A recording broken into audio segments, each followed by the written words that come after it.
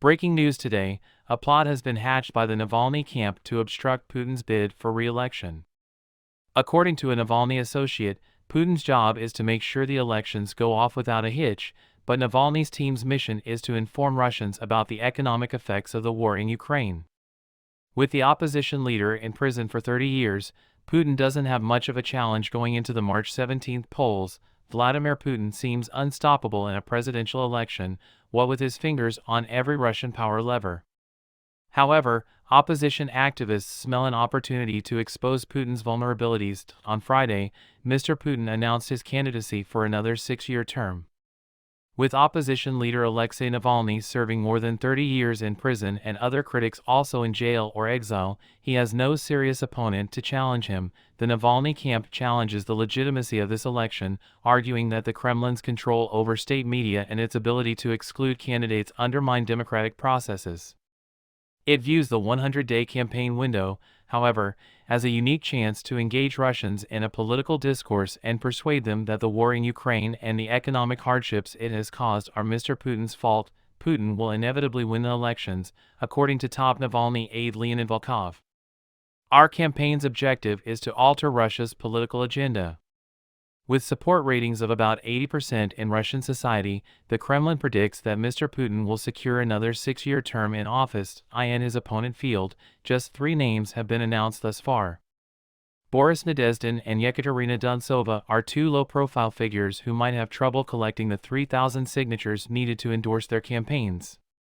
As for the third, nationalist Igor Girkin is currently serving time in prison for instigating extremism. Communist Party head Gennady Zhuganov and Liberal Party veteran and repeated election loser Grigory Yavlinsky are among the other potential candidates who have not yet announced, even though the lineup is still up in the air. The Navalny camp has begun their campaign by simply calling on Russians to reject the current president.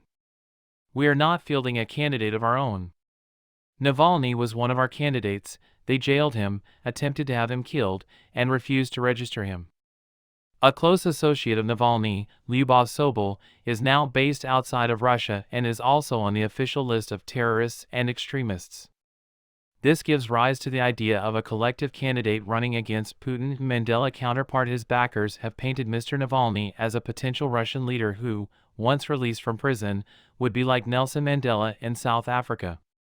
Putin has warned the West that any interference inside Russia would be seen as an aggressive act, while Russian authorities regard Navalny and his supporters as extremists with ties to Western intelligence agencies who aim to destabilize Russia. Hundreds of thousands of Russians have fled their homes since the war broke out, and the opposition is recruiting them to make 100 cold calls to voters each, according to Ms. Sobol, who spoke on the phone with reporters. She predicted that many would be too terrified to pick up the phone, but that some could be convinced to speak. According to Ms. Sobol, the Navalny team's website, notputin.org, solicits volunteers to disseminate videos and campaign messages, as well as to distribute leaflets and scribble graffiti on public spaces. Putin has the responsibility of ensuring that the upcoming elections are conducted in an orderly and stress-free manner.